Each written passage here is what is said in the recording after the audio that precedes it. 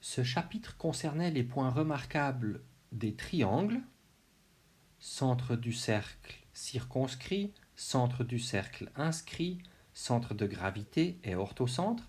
J'aimerais terminer en faisant une remarque qui nous sera utile tout à la fin de l'année sur les polygones réguliers. Et j'aimerais démontrer que les polygones réguliers sont toujours inscriptibles et circonscriptibles. Pour le montrer, on va prendre le problème à l'envers.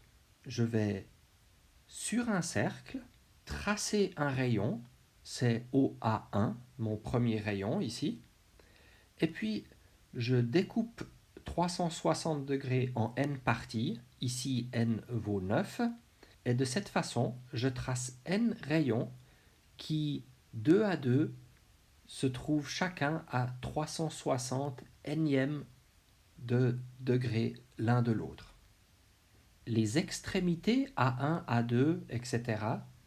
de ces rayons déterminent un polygone régulier. En effet, quand je considère l'un de ces triangles de centre O dont les côtés sont deux rayons et les sommets sont deux sommets consécutifs de ma construction précédente, j'obtiens un triangle isocèle qui ont un angle de 360 degrés divisé par n au centre O, et par conséquent, tous les triangles isocèles qu'on distingue ici sont tous isométriques, par le deuxième cas d'isométrie des triangles. Deux côtés isométriques qui entourent un angle isométrique de 360 degrés divisé par n. La conclusion, c'est que tous ces segments qui sont parsemés le long de mon cercle de départ sont isométriques. J'ai donc construit un polygone régulier qui est par construction inscrit dans le cercle que j'ai tracé au départ. De plus, qu'est-ce que je peux dire d'une médiatrice de l'un de ces côtés? La médiatrice de l'un de ces côtés passe par le même centre. Puisque le triangle est isocèle, la médiatrice de la base d'un de ces triangles est un axe de symétrie.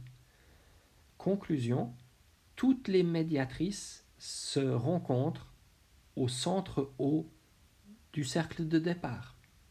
Et la conclusion, c'est ce que j'ai illustré pour vous sur la dernière page, c'est que le centre du cercle inscrit coïncide avec le centre du cercle circonscrit, et plus le nombre de sommets de ce polygone régulier est grand, plus la différence de rayon entre cercle inscrit et cercle circonscrit va être petite.